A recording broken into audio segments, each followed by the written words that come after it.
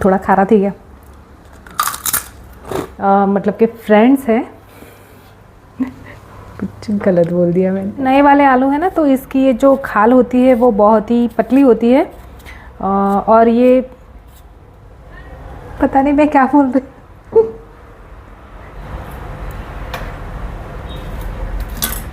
जय श्री कृष्णा। तो आज मेरे पास है ये आलू, ये नए वाले आलू हैं। आप देख सकते हैं कि एकदम नए हैं, जो भी मार्केट में मिल रहे हैं। और ये मीडियम साइज़ के 3 आलू हैं।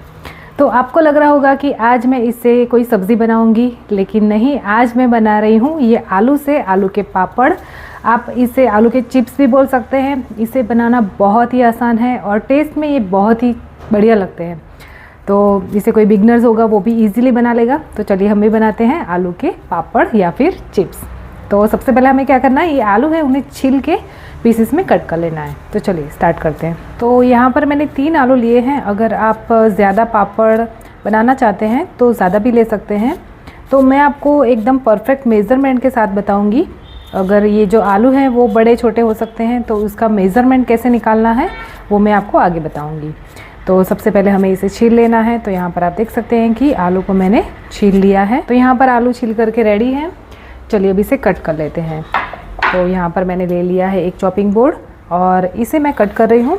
तो आलू को हमें कैसा कट करना है, हमें इसे बहुत ही बड़ा बड़ा कट नहीं करना है, मतलब कि इसे हमें मीडियम पीसेस में कट कर लेना है, क्योंकि इसे हमें पीसना है। अगर हम इसके पीसेस बड़े बड़े रखेंगे ना तो क्या होगा कि अच्छे से पीसेंगे नहीं, इसमें थोड़े से टुकड़े रह जाएंगे। तो इस तरह हम बहुत बड़े भी नहीं और बहुत छोटे भी नहीं, इस तरह से इसे कट कर लेंगे। तो तीनों आलू को हमें कट कर लेना है। तो यहाँ पर तीनों आलू हमारे कट गए हैं। चलिए अब ये जो आलू हैं, नए आलू हैं, उनमें स्टार्च बहुत सारा होता है, तो इन्हें अच्छे से धोना बहुत ही ज़रूरी है। तो इसे मैं 2 से 3 बार अच्छे से धो लूँगी। तो यहाँ पर मैंने इसे एक बाउल में निकाल लिया है और इसे हमें अच्छे से धो लेना है। तो चलिए अब इसे धो लेते हैं। तो यहाँ पर धोते समय ही आपको दिख रहा होगा कि इसमें ये देखिए पानी पहली बारी में कितना एकदम गंदा हो गया, मतलब कि एकदम सफ़ेद सफ़ेद हो गया है, क्योंकि ये जो नए आलू होते हैं ना उसमें स्टार्च बहुत होता है। तो इसे अच्छे से 2 से 3 बार धोना बहुत ही ज़रूरी है। ये देखिए पानी इस तरह से एकदम क्लीन आने लगे तब तक हमें इसे धोना है। तो ये देखिए आप देख सकते हैं कि पानी अच्छे से क्लीन आ गया है। तो बस हमें इसे इतना ही धोना है। चलिए अब इसे पानी जो सारा है वो सारा पानी हम निकाल लेंगे। तो यहाँ पे आलू हमारे एकदम अच्छे से धुल करके रेडी है। चलिए अब इसे पीस लेते हैं। तो पीसने के लिए हमें चाहिए मिक्सचर। तो यहाँ पर मैं इस तरह का बड़ा वाला जार ले रही हूँ। बाहर से बहुत आवाज़ आ रही है, 1 मिनट। तो यहाँ पर मैंने इस तरह का एक बड़ा सा जार लिया है, क्योंकि आलू हमारे ज़्यादा हैं तो छोटा सा जार लेंगे तो 2 से 3 बार पीसना पड़ेगा। तो एक ही बार में ख़त्म हो जाए, इसलिए मैंने इस तरह का बड़ा जार ले लिया है। चलिए अब ये जो आलू है उसे डाल देते हैं जार के अंदर। सारे आलू एक ही बारी में डाल देंगे। चलिए अब इसके अंदर पानी कितना डालना है, तो मैंने ये देखिए इस तरह की मीडियम साइज़ की कटोरी ली है और इसे आधा भरा है। बस इतना ही पानी हमें इसके अंदर डालना है।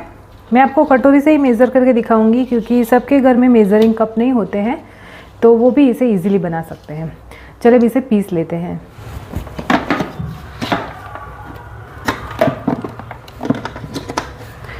हमें इसे जितना महीन हो सके उतना महीन पीस लेना है। तो चलिए पीस लेते हैं।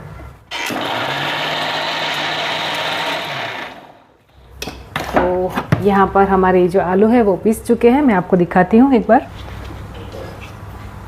ये देखिए इसमें हमें पानी बहुत ज़्यादा नहीं डालना है पीसते टाइम। अगर ज़्यादा पानी डालेंगे तो क्या होगा कि अच्छे से पीसेंगे नहीं, इसमें टुकड़े रह जाएंगे। तो यहाँ पर आप देख सकते हैं कि ये आलू जो हमारे हैं अच्छे से पीस गए हैं। इसमें बड़े बड़े टुकड़े नहीं दिख रहे हैं आपको। चलिए ये जो मिक्सचर है आलू का हमारा एकदम रेडी है। और अब हमें चाहिए एक पैन। तो यहाँ पर मैं नॉनस्टिक पैन का यूज़ कर रही हूँ, क्योंकि नॉनस्टिक पैन होगा तो थोड़ा अच्छा रहेगा। अगर आपके पास है तो ज़रूर से नॉनस्टिक पैन का ही यूज़ करिएगा। तो चलिए पैन निकाल लेते हैं। तो यहाँ पर मैंने इस तरह का ये नॉनस्टिक पैन ले लिया है। मेरे बहुत सारे फ्रेंड्स हैं यूट्यूब और इंस्टाग्राम पर, तो उन्होंने मुझे बहुत बार पूछा है कि ये अपने पैन कहाँ से लिया है। तो मैंने इसे अमेज़ॉन से लिया है, लेकिन सॉरी मेरे पास इसका लिंक नहीं है, क्योंकि मैंने इसे बहुत पहले लिया था। ये 3 का सेट आता है और बहुत अच्छा मटेरियल है इसका।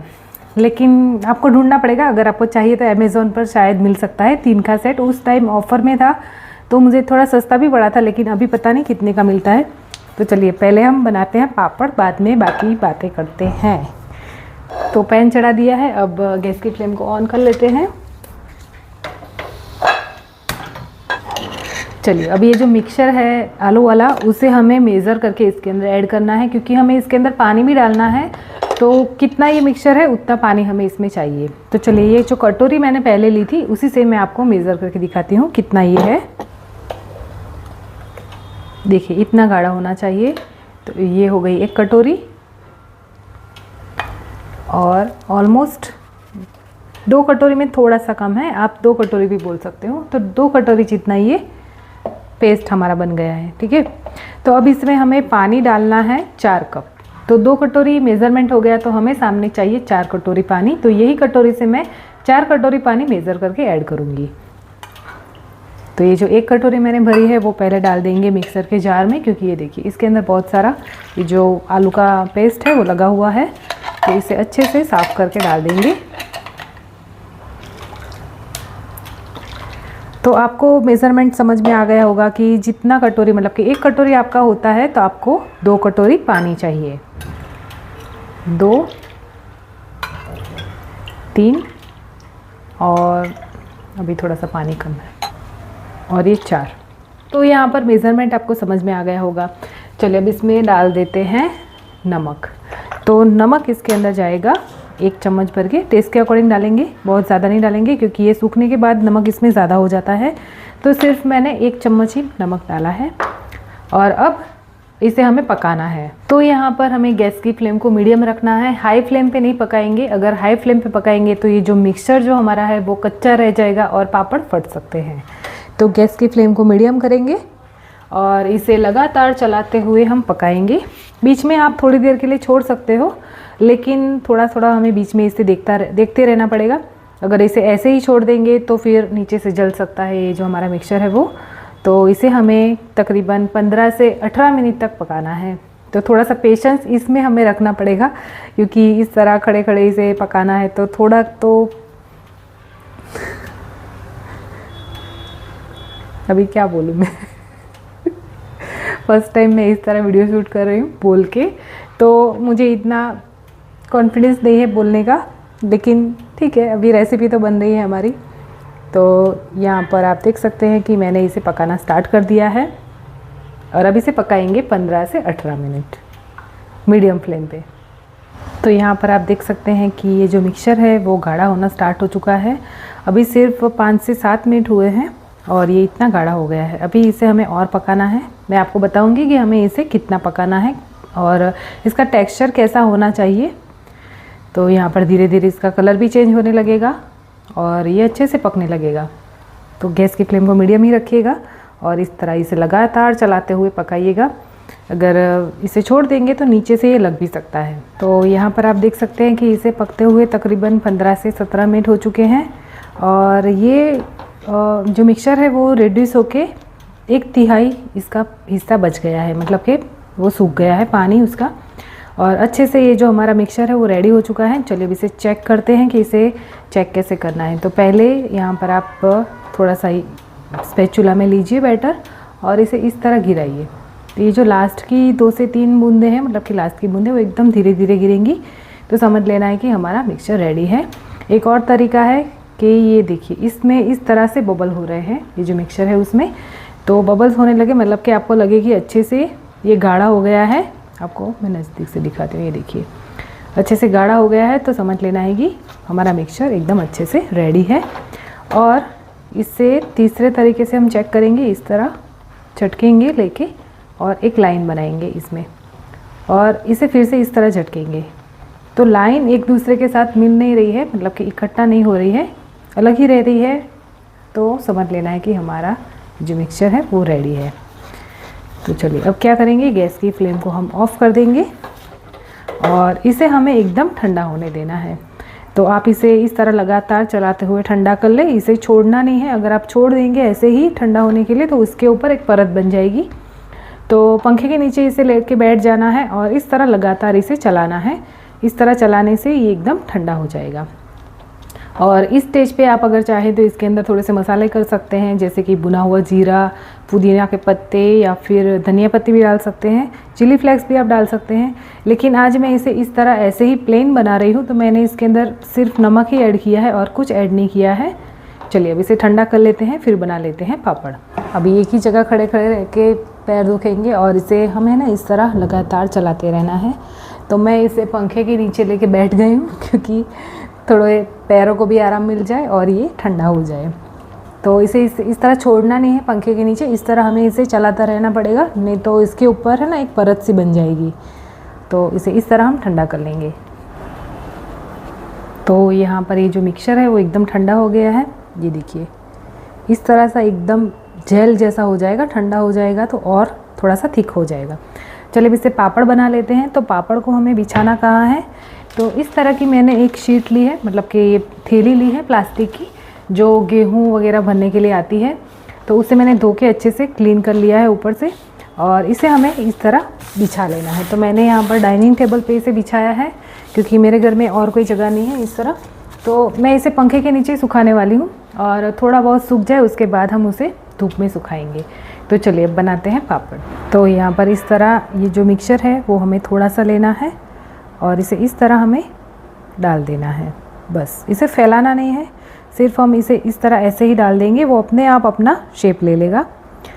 और इसे हम फैलाएंगे नहीं, अगर हम फैलाएंगे तो हमारे पापड़ बहुत ही पतले बनेंगे, तो ये अपने आप से फैल जाएंगे। और सूखने के बाद ये जो पापड़ है वो एकदम पतले हो जाते हैं। तो इसे हमें फैलाना नहीं है, बस थोड़ी थोड़ी जगह छोड़ के हमें इस तरह इसे फैला लेना है, मतलब कि नीचे रख देना है प्लास्टिक के ऊपर। तो यहाँ पर मैं इसी तरह सारे पापड़ बना लूँगी। थोड़ी थोड़ी जगह छोड़ेंगे, नहीं तो ये जो पापड़ है ना वो एक दूसरे के साथ चिपक सकते हैं। तो बीच में थोड़ी सी हम जगह रखेंगे, और 1 चम्मच जितना ही ये जो मिक्सचर है वो हम नीचे डालेंगे, ज़्यादा नहीं डालेंगे। अगर ज़्यादा डालेंगे तो पापड़ भी बहुत ही बड़े बड़े बनेंगे। तो थोड़ा थोड़ा मिक्सचर डालते जाएंगे और इसे बनाते जाएंगे। तो है ना बहुत ही आसान। तो चलिए इसी तरह मैं सारे पापड़ रेडी कर लेती हूँ। तो यहाँ पर सारे पापड़ों को मैंने इस तरह बिछा दिया है। अब देख सकते हैं कि पापड़ हमारे अच्छे से बिछ गए हैं। अब इसे हमें सूखने देना है। तो इसे हमें 1 दिन के लिए पंखे के नीचे और 1 घंटे के लिए धूप में सुखाना है। तो अभी मैं इसे छोड़ दे रही हूँ पंखे के नीचे, मतलब कि पंखा मैं चालू रखूँगी और इसे सूखने दूँगी। तो ये पापड़ सूख जाएंगे, उसके बाद मैं आपको दिखाऊँगी कि ये पापड़ सूखने के बाद कैसे दिखते हैं। यहाँ पर दूसरा दिन हो चुका है और आप देख सकते हैं कि पापड़ हमारे अच्छे खासे सूख गए हैं। नीचे से थोड़े से गीले हैं, लेकिन इसे मैंने अभी धूप में रख दिया है। तो धूप में मैं इसे 1 से 2 घंटे सुखा दूँगी, तो ये अच्छे से सूख जाएंगे। चलिए अब इसे मैं निकाल के दिखाती हूँ कि कितने ईज़िली निकल जाते हैं। तो ये देखिए कितने ईज़िली निकल गए हैं। और हमने जो पापड़ बनाए थे वो पहले लग रहे थे कि एकदम मोटे बनेंगे, लेकिन आप यहाँ पर देख सकते हैं कि ये सूखने के बाद कितने पतले हो गए हैं। तो ये देखिए दूसरा भी पापड़ मैंने एकदम ईज़िली निकाल लिया है। और यहाँ पर आप पीछे से देख सकते हैं कि थोड़े से पापड़ अभी गीले हैं। तो सारे पापड़ों को हम इस तरह निकाल के उल्टा कर लेंगे और अच्छे से सुखा लेंगे। ये जो पापड़ है वो थोड़ा सा अच्छे से सूखा हुआ है, तो आपको मैं अच्छे से दिखाती हूँ। पीछे आपको मेरी उंगलियाँ भी दिख रही होंगी, ये कितना ट्रांसपेरेंट पापड़ बना है और एकदम परफेक्ट बना है। चलिए अब इसे सारे पापड़ को हम निकाल लेते हैं और इसे सूखने के लिए रख देते हैं। अगर आपके घर पे धूप नहीं आ रही है तो आप पंखे के नीचे भी इसे इसी तरह सुखा सकते हैं। पंखे के नीचे भी ये इजीली सूख जाएंगे। तो ये देखिए सारे पापड़ अच्छे से सूख गए हैं, एकदम ट्रांसपेरेंट हो गए हैं। इसमें आपको मेरी उंगलियां भी दिखाई दे रही होगी, ये देखिए। चलिए अब इसे फ्राई करते हैं। तो यहाँ पर मैंने रख दी है एक कढ़ाई। चलिए इसमें डाल देते हैं तेल। कहाँ गया मेरा?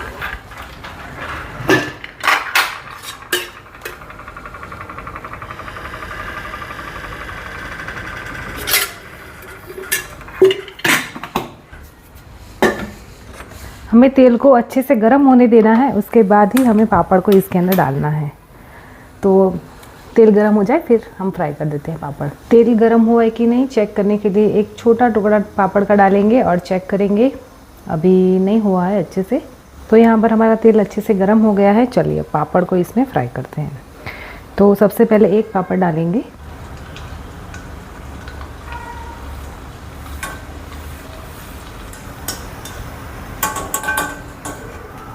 देखिए एक पापड़ हमारा रेडी है। इसी तरह हम सारे पापड़ फ्राई कर लेंगे।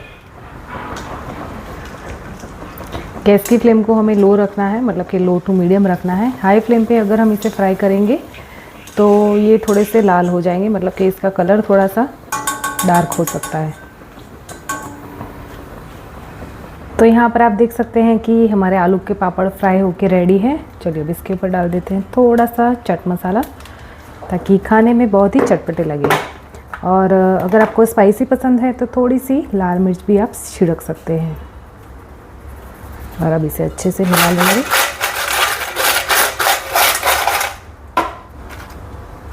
ये देखिए कितना बढ़िया सा पापड़ हमारा बनकर के रेडी है। आपको मैं तोड़ के दिखाती हूँ।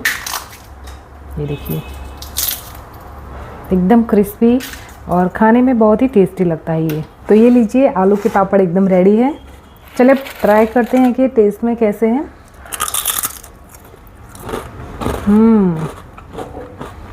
बहुत ही बढ़िया बने हैं। आप भी ये वाली रेसिपी एक बार घर पे ज़रूर ट्राई करिएगा। और अगर रेसिपी पसंद आए तो प्लीज़ एक लाइक ज़रूर करिएगा। चलिए मिलते हैं जल्दी ही नेक्स्ट रेसिपी के साथ। तब तक के लिए बाय। जय श्री कृष्ण।